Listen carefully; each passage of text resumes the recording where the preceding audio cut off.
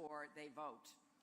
I also want to thank everyone who was part of the pre-program. In particular, let me thank Senator Sherrod Brown, such a great senator. My dear friend and great Congressman Tim Ryan. State Representative John Boccieri. State Representative Kathleen Clyde. And let me thank Kent Clark, the a cappella group that sang during the pre-program. My friends, we are about to enter the final week of this election. So I wanted to come back to Ohio, one of the most competitive and consequential battleground states in the country, to talk about what's at stake in this election. But let me start with this. I'm sure a lot of you may be asking what this new email story is about and why in the world the FBI would decide to jump into an election with no evidence of any wrongdoing with just days to go. That's a good question. And first of all, for those of you who are concerned about my using personal email, I understand, and as I've said, I'm not making excuses. I've said it was a mistake and I regret it, and now they apparently want to look at emails of one of my staffers, and by all means, they should look at them. And I am sure they will reach the same conclusion they did when they looked at my emails for the last year. There is no case here. And they said it wasn't even a close call, and I think most people have decided a long time ago what they think about all of this. Now what people are focused on is choosing the next president and commander-in-chief of the United States of America. And did any of you see the debates? Well, I think it was important because I had a chance to talk about my 30 years of public service and my plans for our country. And then people could weigh that against what my opponent has done and said.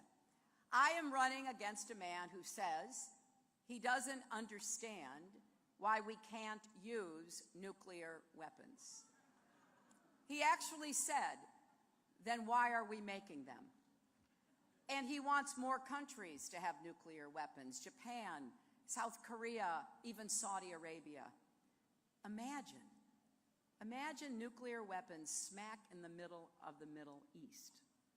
And if you're telling yourself he'll surround himself with smart people who stop these crazy ideas, remember this.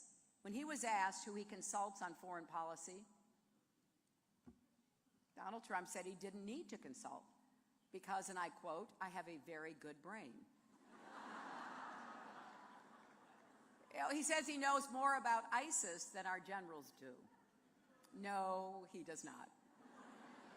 And of course, the people Donald Trump has around him include two men whose activities are reportedly being investigated for their ties to Russia, Vladimir Putin, and Putin's allies. So in these last days, let's not get distracted from the real choice in this election and the consequences for your future.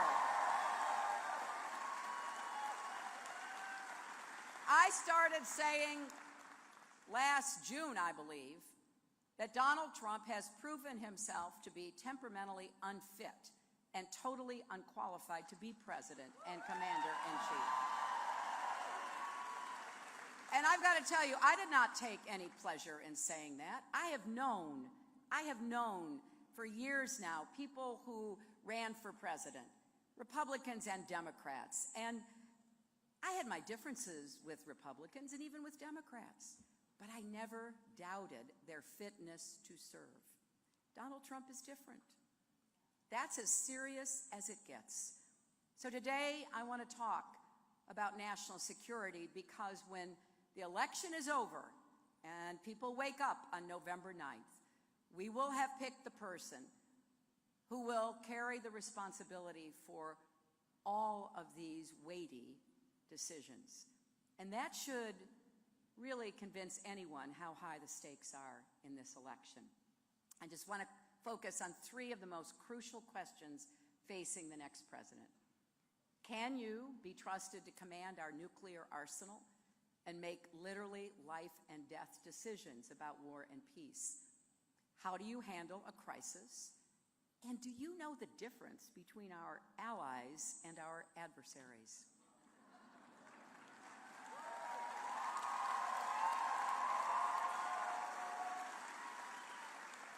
We'll start with nuclear weapons. Now, I know there are some who will say that any discussion of this topic could be fear-mongering, but I don't think so. And in part because of what you just heard from Bruce Blair. When dozens of retired nuclear launch officers publicly state that Donald Trump should, and I quote, not have his finger on the button, then this is a topic that can't be avoided. And as I've said, Donald has repeatedly suggested more countries should have nuclear weapons. He must not realize or care that the more nuclear material there is in the world, the more likely terrorists are to get their hands on it. Or that someone will miscalculate and start a war that can't be stopped. And when a few more countries go nuclear, their neighbors will feel pressure to do so as well. One of the reasons I worked so hard to impose sanctions on Iran so that we could get them to the negotiating table was so we would not have a nuclear arms race in the Middle East. And I am proud that we put a lid on Iran's nuclear weapons program. But even the prospect of an actual nuclear war doesn't seem to bother Donald Trump. Good luck. Enjoy yourselves, folks, was what he had to say about a potential nuclear conflict in Asia. I wonder if he knows that a single nuclear warhead can kill millions of people. These are weapons today far more powerful than the bombs that destroyed Hiroshima and Nagasaki during World War II. To talk so casually, so cavalierly about mass annihilation is truly appalling. President Ronald Reagan once said, and he worked hard for arms control, and I admired what he did, working with the Soviet Union. And he once said he feared, and this is a quote from President Reagan, some fool or some maniac or some accident triggering the kind of war that is the end of the line for all of us. That has been the fear and the commitment of Democratic and Republican presidents since the dawn of the atomic age. So what would he think about Donald Trump, who says he wants to be, and I quote, unpredictable about using the most powerful weapons ever produced? And here's the thing with nuclear weapons. As Bruce told you, when the president gives the order, that's it. There's no veto for Congress, no veto by the Joint Chiefs. The officers in the silos have no choice but to fire. And that can take as little as 4 minutes. That's why all those retired launch officers stepped forward and said Donald Trump should never be put in charge of our nuclear arsenal. And when you heard from Bruce Blair, his story is worth remembering. In 1973, Bruce was a young military officer working in an underground bunker in Montana. His job was to launch as many as 50 nuclear weapons if the president ever gave the order.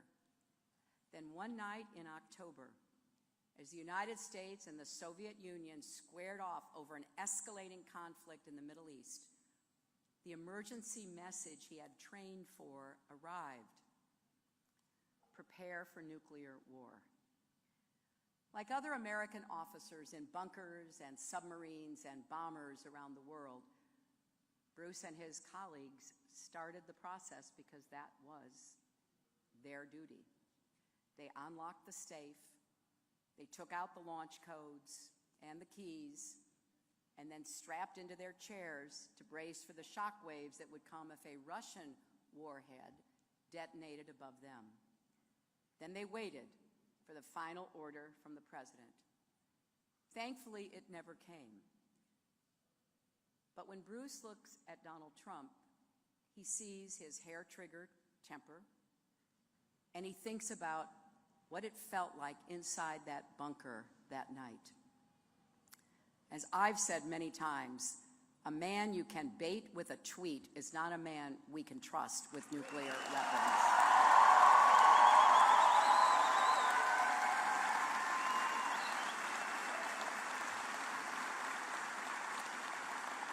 And that brings me to the second question I think voters should ask about both candidates.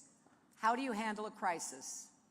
We've seen in this campaign that Donald Trump loses his cool at the slightest provocation. When he's gotten a tough question from a reporter, when he's challenged in a debate, when he sees a protester at a rally, when he's confronted with his own words. So imagine him in the Oval Office facing a real crisis. Imagine his advisors afraid to tell him what he doesn't want to hear, racing against his legendarily short attention span to lay out life and death choices too complex to be reduced to a single tweet. And then imagine him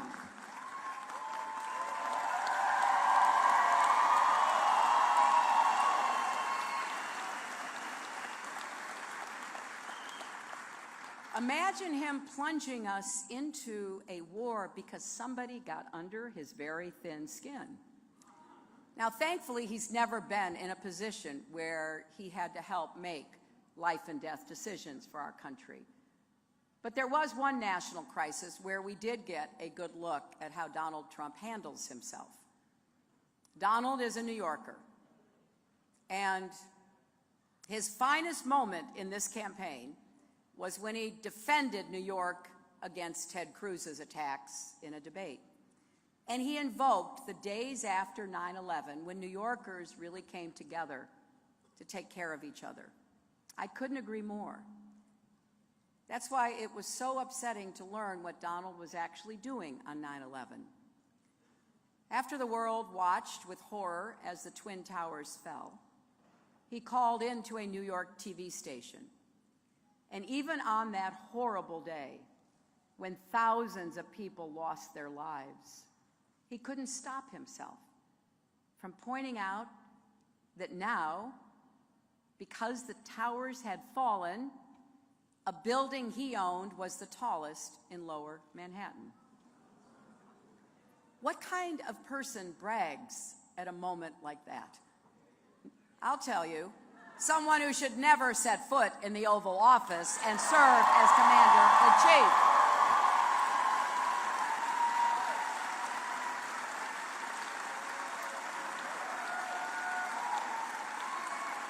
You know, for me, I take this very personally, my friends, because I was one of New York's senators, along with Chuck Schumer on 9/11. He and I were on the ground the very next day, meeting with the governor, the mayor, emergency officials. And I will never forget the sight of Ground Zero. The thick smoke made it hard to breathe or see. Some of the firefighters and other first responders we met had been on duty nonstop since the planes hit the towers. They had all lost friends. In a makeshift command center, we were briefed on the damage, and it was clear we were going to need a lot of help to recover New York, and we were going to have to really make it our absolute mission to not only rebuild New York, but to keep America safe. That's what I did for 8 years as a senator. I never stopped fighting to keep our country safer and to ensure that first responders got the medical care they needed. And I think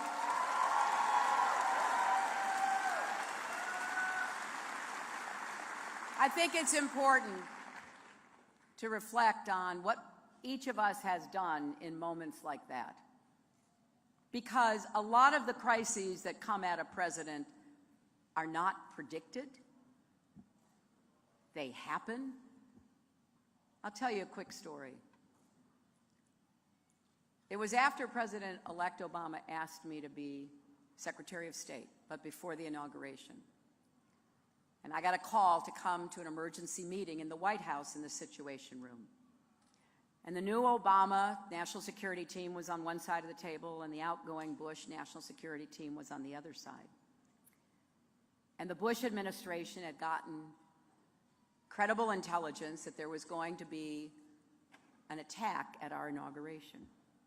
So even before we were sworn in to do our jobs, we were faced with helping to make such a consequential decision. It really matters what your experience has been, what your values are, whether you can be counted on to make that decision. You learn a lot about people in moments like that. And as I sat there with the pressure on, having to think through in my own head how we evaluated this intelligence, how we did everything we could to preserve our inauguration of our first African-American president on the Mall in Washington.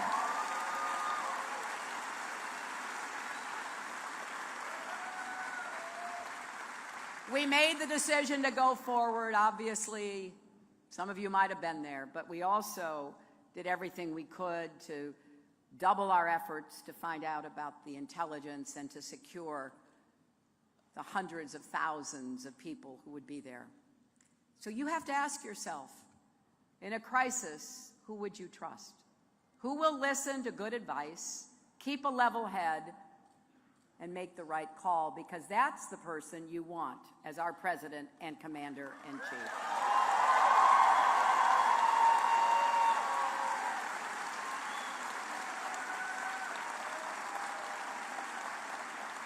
Now let's get to the third question for all of the voters to consider about each of us. Do you know the difference between our allies and our adversaries? Now, this may seem like an easy question. If you got it on an exam, I think you'd be able to answer it. But apparently it's hard for Donald. He has picked fights with our friends. I mean, the President of Mexico, the British Prime Minister, the German Chancellor, pretty much the entire nation of Japan. And he even picked a fight with the Pope. And at the same time, he is praising tyrants and dictators like Saddam Hussein and Kim Jong-un in North Korea and Bashar al-Assad for their supposed strong leadership. He even praised the Chinese government for massacring protesters in Tiananmen Square. Trump has repeatedly suggested he would abandon our allies in Europe and Asia. He's called NATO, quote, obsolete. Obsolete. NATO is the greatest military alliance in the history of the world, and it's based on something.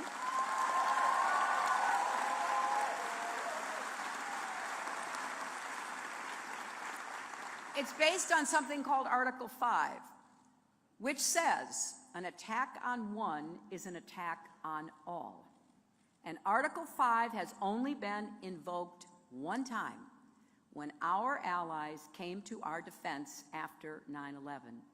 We still have NATO allies fighting side by side, working side by side with American troops in Afghanistan.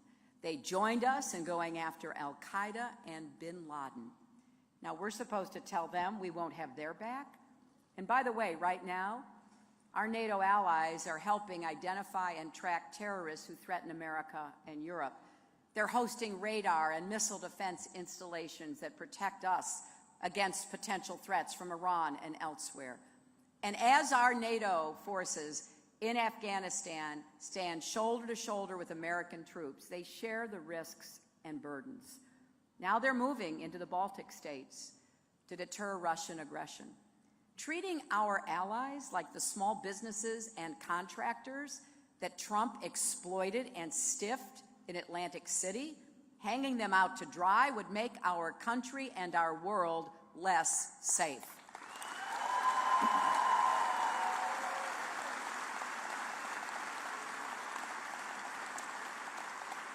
And it would also play right into the hands of Russia and China, which are envious of our alliances and eager to see them weaken or fail.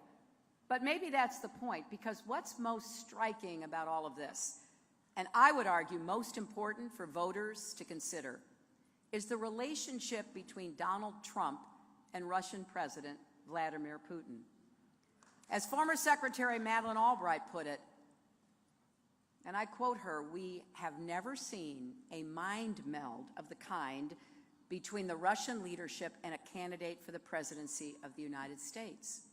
Michael Morell, who ran the CIA and grew up just a few miles from here, has said that Putin is manipulating Donald. Putin is a trained intelligence officer from the old KGB. He knows he can use flattery to get into Donald's head to make Donald the Kremlin's puppet, and it seems to be working. Donald has signaled to Putin that he will let Russia do whatever it wants, from Ukraine to Syria and beyond. He's even said Putin is a stronger leader than President Obama. And it gets worse. The U.S. intelligence community has now confirmed that the Russian government, which means Putin, is directing cyber attacks against targets in the United States to influence the outcome of our election. So ask yourself, why would Putin be trying to get Donald Trump elected president? Could it be because of all the nice things Donald has said about him, or the fact that he has promised to adopt pro-Kremlin policies, or maybe because of the extensive business dealings with Russian oligarchs with ties to Putin? Now, since Donald won't release his tax returns, and don't hold your breath, we don't know the full extent of his business relationships, but what we know is disturbing, and we know this. We are dealing with something unprecedented in the history of our country, a foreign adversary trying to influence our presidential election. That should scare everyone, Democrat, Republican, and Independent. And with the election just 8 days away, this can't wait any longer. Donald Trump should immediately disclose all of his ties and connections to the Kremlin and its associates.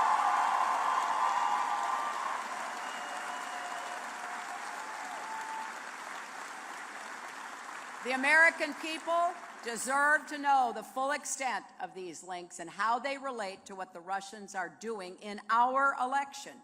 Because when you step back and take it all in, it's no surprise that 50 Republican national security experts wrote an open letter saying they will not vote for Donald Trump because he would be, in their words, the most reckless president in American history.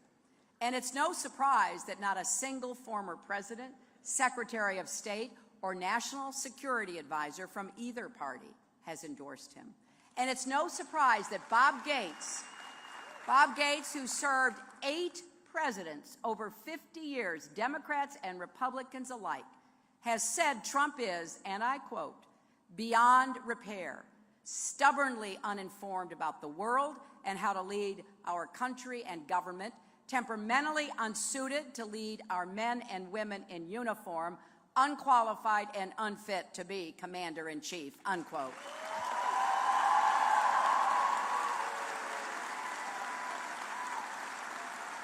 So I hope you and voters across Ohio and America will think about all of these national security issues when you cast your vote in this election. Think about what it takes to lead and how we want to secure the safety of our country, our children and our grandchildren, and who's best prepared to do that. Because, make no mistake, that really is what's on the ballot this year. It's not just my name and Donald Trump's name. It's our future, our security, our values. It's who we are as a country. Donald Trump has a dark and divisive vision for America that could tear our country apart. But the good news is there's another vision for America. Instead of dark and divisive, it's hopeful and inclusive and optimistic and unifying.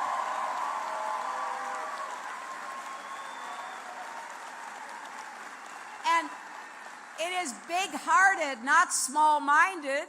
It is about lifting people up, not tearing each other down. It is a vision that says, as I believe in my heart, a vision that says we are stronger together. Millions of people across our country are standing up and saying, we believe in America that is great because it is good. That's Democrats, Republicans, independents, because we believe in an America where women are respected.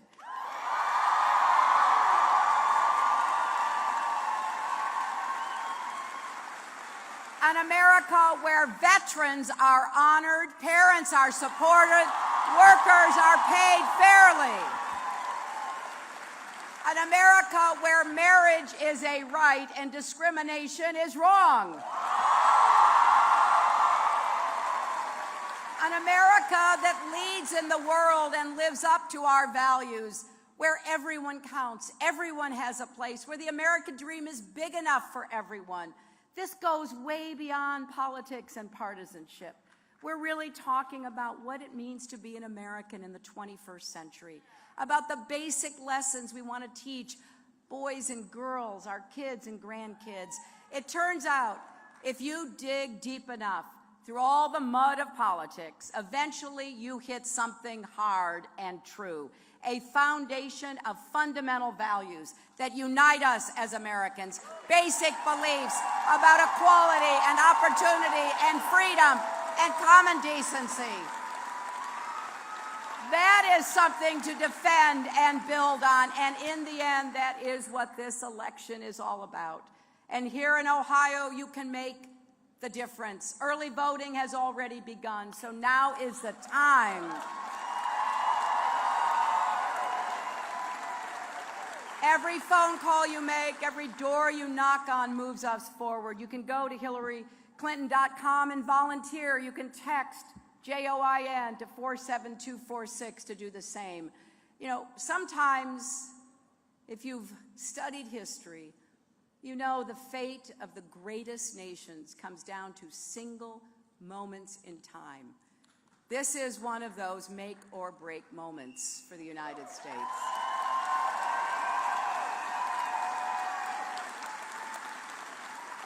And it truly is in your hands, as it should be. So when your kids and grandkids ask what you did in 2016, when everything was on the line, I hope you'll be able to say, I voted for a better, stronger, fairer America, a place where our future will be created and charted by people who have confidence that the best days of America are still ahead of us, particularly young people who I believe absolutely should help make that future. So let's come together. Let us make clear that we're going to stand up for an America that we believe in, because that America believes in us. And we're going to prove once and for all that love trumps hate. Thank you.